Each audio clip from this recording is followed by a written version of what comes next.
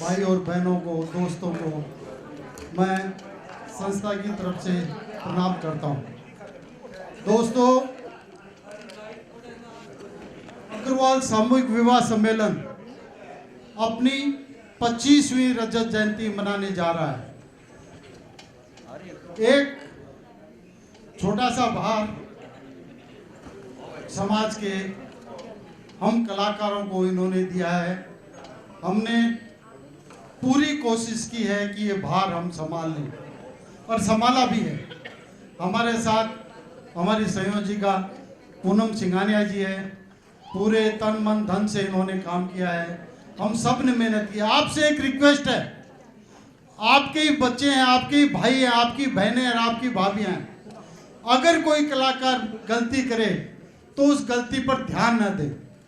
और एक खास रिक्वेस्ट, जहां आपको लगे कि ये ड्रामा में कुछ अच्छा बोले हैं, अच्छा दम है, वहां पे तालियों से जरूर उनका मान बढ़ाएं।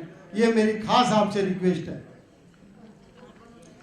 अग्रवाल सामूहिक विवाह सम्मेलन मलाड रजत जयंती समारोह के उपलक्ष्य में प्रस्तुत सामाजिक हास्य संगीतमय हिंदी नाटक नया सवेरा नया सवेरा नया सवेरा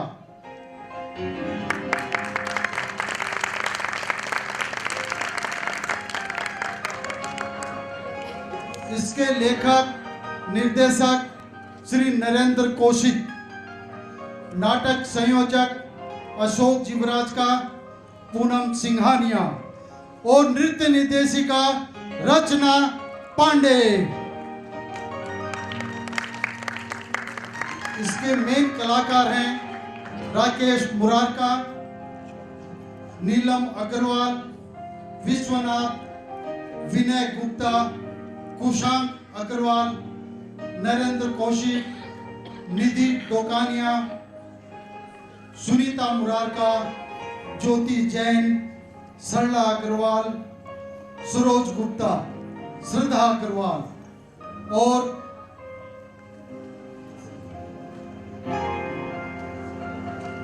मून गुप्ता, शिल्पी सिंघानिया, अमीशा गुप्ता, सुधा लाड, शिखा बंसल, अनुदिता अग्रवाल, आयुषी गुप्ता, गुंजन अग्रवाल, महक काटमावाला और हमारे संस्थापक अध्यक्ष श्री डालचंद जी गुप्ता, महामंत्री श्री विनय अग्रवाल और इस प्रोग्राम के पूरे प्रोग्राम के संयोजक श्री योगेंद्र जी राजपुरिया।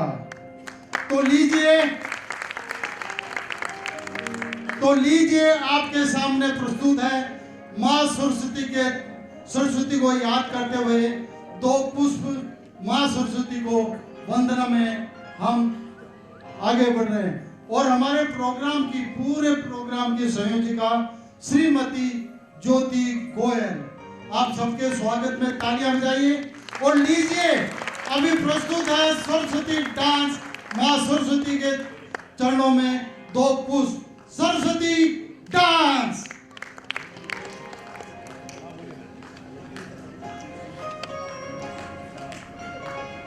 इसको प्रस्तुत कर रही है मून गुप्ता।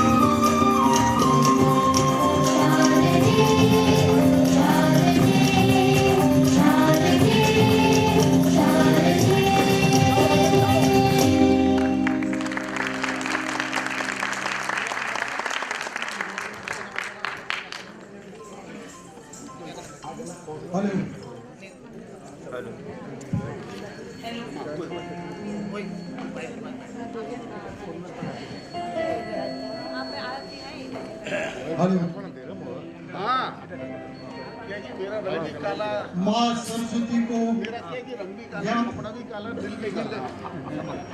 याद किया।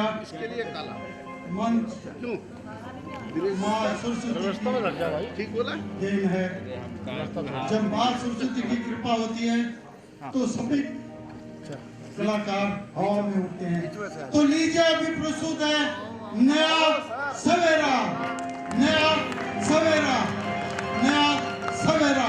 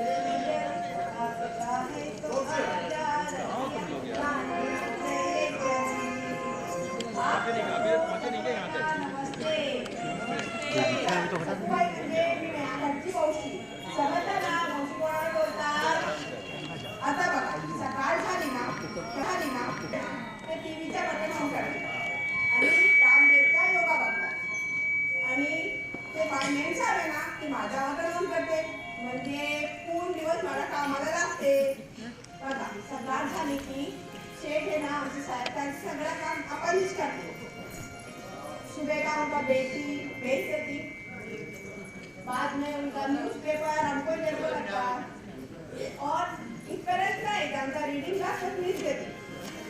त्याच्यानंतर आमचं साहेब आहे ना ते ऑफिसला निघतात. त्यांचा नाश्ता सकाळचा, त्यांचा जेवायचा डब्बा, त्यांचा लॅपटॉप बॅग, त्यांचा वॉलेट, अरे और तो रुमाल भी अपने को देने को लगता. सकाळ झाली कधी पण सेट ना सगळं काम मला सांगता करायचं. संध्याकाळी सकाळी रात्री दुपारी कधी पण सेटला मी लागले ना मला बोलत होता बघा एवढी दमली आहे सकाळी पासून बसायला मिळालं नाही आणि कमर एकदम दुखते रे बाबा माझी. बसते 2 मिनिट. अरे बाबा रे दमले मी. माझ्या फोन पण वाजतो रे बाबा. काय रे पांडुरंग कसाला सकाळचे फोन करतो. सांगितलं ना बाबा सुबह सुबह फोन नाही करते का. हॅलो काय रे पांडू किती वेळ तुला सांगितलंय कळत नाही का. सकाळी एवढा काम असतो मला अजिबात बसायला मिळत नाही.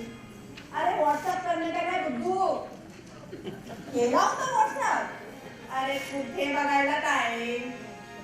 बर आता फोन केलाय ना सांगून टाक काय काय सांगायचंय. कुठला पिक्चरचा विचारतोय. येईल ना येईल पण कुठला पिक्चर. रंगीला कुठला वेगळं सांगते त्यात जुहू चंदन अजिबात येणार नाही रे बाबा आपल्याला आवडत नाही तो जुहूचा पिल्ल्याचा मी येते पण एक एक आजचा काढू नको रे बाबा आज शनिवार आमचे ना साहेब ते त्यांचे खूप लढायला येतात मित्र म्हणजे उद्याचा केला ना येऊ शकते मी सुट्टी काढणार बरं आता बघ हे बघ जास्त करायचं नाही ठेवते फोन अरे बघ माझ्या घरच्या फोन वाजतोय रे हे ठेव हॅलो कोण बोलतोय मी शकुताई त्या घरची मावशी बोला काय सांगायचंय कोणाला काय बोलला तिकीट घर कसला तिकीट कोणी केला केव्हा केला कोणाला माहिती येडाय का हे काय तुझा तिकीट घर नाही रे नाही बीटी स्टेशन हे फोन सकाळी सकाळी हैराण करतात भलते लोक काय या लोकांना सांगायचा अरे बघा परत आला अरे सांगितलं ना बाबा रोड नंबर मी समजत नाही का तुला किती वेळ सांगायचा अरे नाही रे बाबा नाही तुझा बीटी स्टेशन नाही तुझा दादा स्टेशन नाही तुझा हे घर तुला पाहिजे ना जेव्हाच्या घरी पाठवते तुला वरती त्याचा तिकीट माझ्याकडे आहे तू का ठेव खाली काय हैराण करता रे बाबा अरे बाबा आता बघा याचे कानाचे खाली देते दूसरा कान के नीचे देखो एक बहुत चढ़ी आई है हैरान कर रहा है कब से हलकट काय बोला भाऊ वो सेठ के बेटे का फोन हॅलो भाऊ चूक झाली बाबा चूक झाली अजिबात अरे काय आहे ना सकाळी पासून आहे ना भलते फोन येतात अभी काय बोलले का हा तुमची आई ना ते टीव्ही बघते हा काय तुमचा मेसेज सांगा ना मी देते त्याला समजून अगदी व्यवस्थित सांगते बोला काय बोलायचं आहे बर सांगते काही काळजी करू नका मी अगदी व्यवस्थित सांगते पण एक विचारते हा तुम्ही मला माफ केला ना सांगा ना भाऊ असं नको करू मला हैराण नको करू मला सांगा आधी नाही तर ठेवणार नाही फोन केला ना माफ हो वाचले रे देवा वाचले आज तर रातच लागली होती अरे बाबा परत वाचतो रे हॅलो अरे हलकट अरे रे मी आमची चक्कर झाले या फोनावरून द्वारची वेळ वाजते येते भाऊ येते कोण आहे या ना नाही बाहर गए हैं क्या? नहीं घर में नहीं है, बाहर नहीं है, फिर कहाँ है वो? साहब है ना बाथरूम में बैठे नारी को कहेंगी उनसे कोई मिलने आया है अपन क्या बसा सांगते साहेबला साहेब कोण आला भेटायला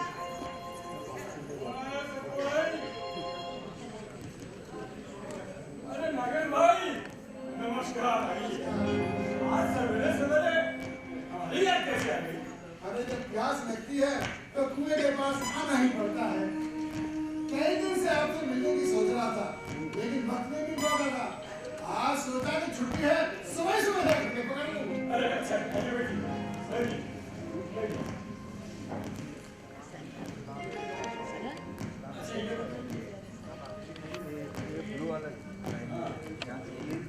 नहीं चाय का पीता नहीं मैं तो बस आपसे एक सलाह लेने के लिए आया हूँ मैं अपनी बच्ची के लिए बहुत समय से रिश्ता ढूंढ रहा हूँ लेकिन कोई रिश्ता चल नहीं पा रहा है कारण कि कहीं पैसे की मांग ज्यादा है तो कहीं कोई परिवार बन नहीं रहा है अब इतने बड़े शहर में ये पता लगाना कि कौन सा परिवार अच्छा है जहाँ अपने बच्चों का संबंध किया जा सके इसी बारे में सलाह लेने आया अरे नागेश भाई ये सब भाग दौड़ करने के दिन बीत गए मुंबई आने के बाद सामूहिक विवाह सम्मेलन द्वारा आयोजित परिचय सम्मेलन में बड़े बड़े सब परिवार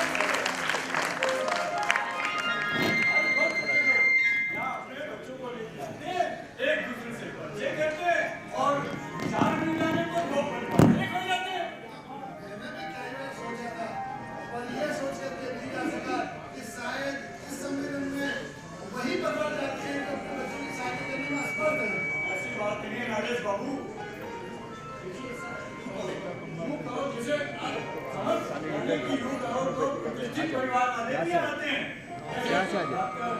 वकील, चार्टर्ड अकाउंटेंट, और न जाने कौन-कौन बड़े प्रतिष्ठित लोग आते हैं। हाँ, और 100 परिवार एक ही जगह एकत्रित होकर के एक ही दिन में सारा काम हो जाता है। वरना इतने परिवारों को देखने में एक लंबा समय निकल जाता और यहाँ एक ही दिन में सब काम संपन्न हो जाता है। बहुत बहुत धन्यवाद आपका। मैं तो सब हताश होने लगा। अरे कभी-कभी तो मेरा मन में बड़े-बड़े ख्याल पैदा होने लगे। निराशा मनुष्य को निराशा मनुष्य को हम निराश न हो। भगवान ने चाहा तो आपको आपके बच्चे को अच्छा लड़का मिलेगा और परिवार भी अच्छा मिल जाएगा। आपकी जबान पर सरस्वती का वास आपका हर एक शब्द मेरी बेटी वो जो चीज का ना आप बैठे यहाँ से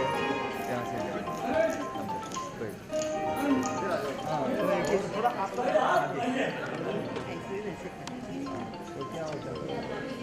इस उम्र में हमें छोड़ के बड़ा कहाँ जाएगा? और वैसे मेरे से अच्छा पति उनको मिलने वाला भी नहीं है।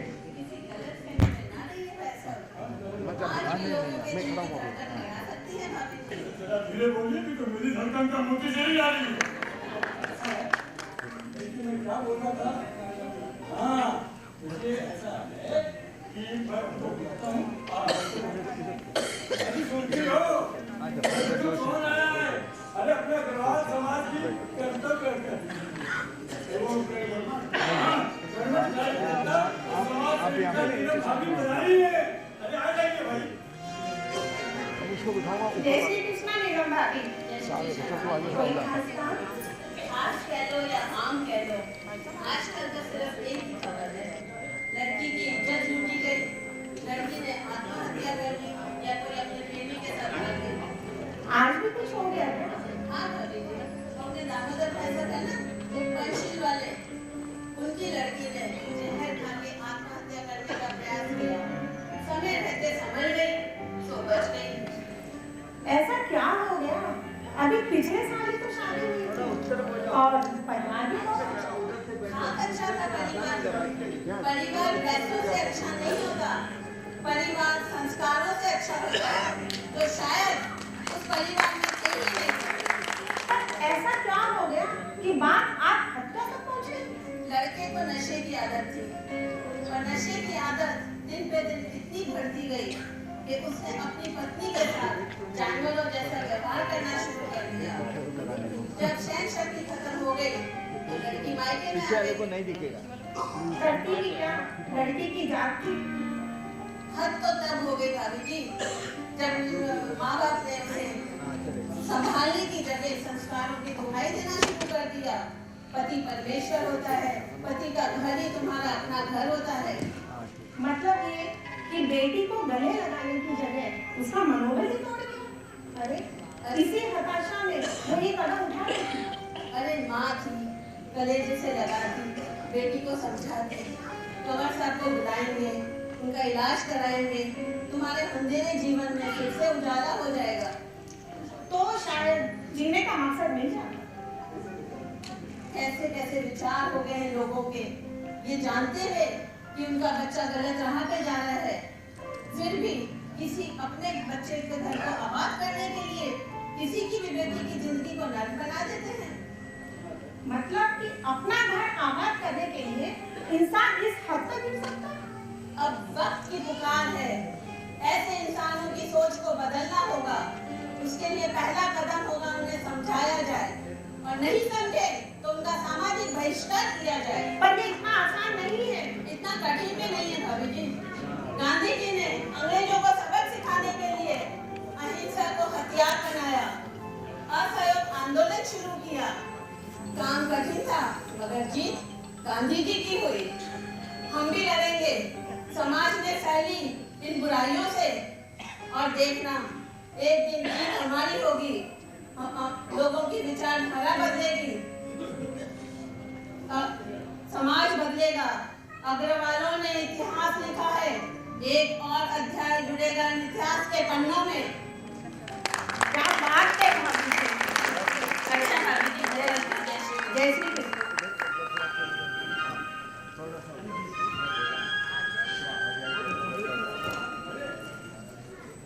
चली गई क्या? कितनी अच्छी सोच है। जमाने भर का दर्द पाल रखा है सीने में।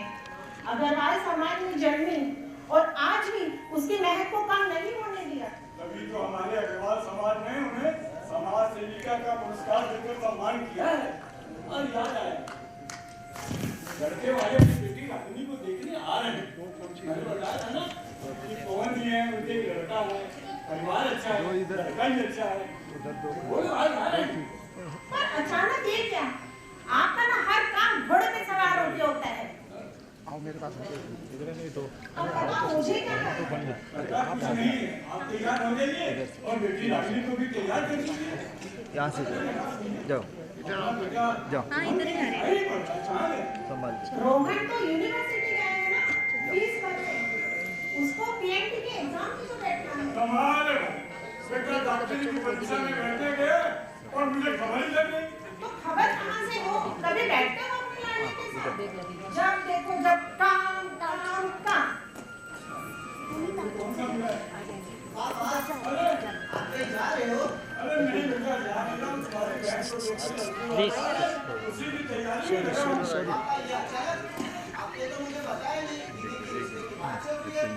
बेटा, आपने बताया कि जो पीएमटी की परीक्षा देने जा रहे हैं, और मैंने कहने बताया